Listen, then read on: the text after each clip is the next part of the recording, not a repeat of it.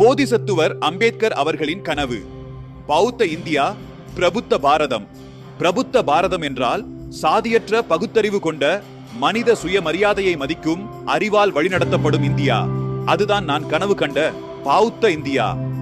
நான் புத்த மதத்தை எனக்காக மட்டும் ஏற்கவில்லை, அல்லது ஒடுக்கப்பட்ட மக்களின் விடுதலைக்காக மட்டும் ஏற்கவில்லை. இந்த நாடு அறியாமை இருளில் மூழ்கி கிடக்கிறது. ஒரு குறிப்பிட்ட இன மக்களின் சுயநலத்திற்காக, அவர்களின் அதிகார வெறிக்காக, பொருளாதார ஆக்கிரமிப்பிற்காக மதத்தின் பெயரால் ஒட்டுமொத்த இந்திய மக்களை பிரித்தாளுகிறார்கள். அவர்களின் கொடூர சூழ்ச்சி வலையிலிருந்து நாட்டை மீட்டெடுப்பதற்கான பாதையே பௌத்த பாதை.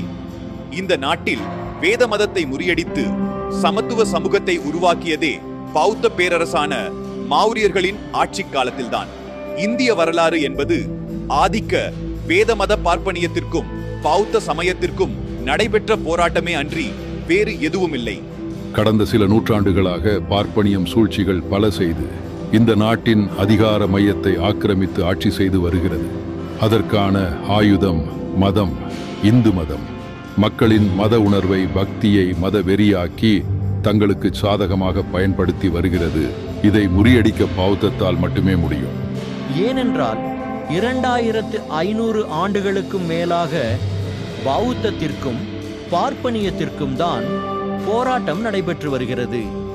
இந்த போராட்டத்தை முடிவுக்கு கொண்டு வருவது உங்கள் கையில்தான் இருக்கிறது. பௌத்த இந்தியாவை, பிரபுத்த பாரதத்தை உருவாக்குங்கள். இந்திய நாட்டுக்கு உண்மையான விடுதலை நிச்சயம் கிடைக்கும். பாபா சாஹேப் கனவு கண்ட பௌத்த இந்தியாவை உருவாக்குவோம்.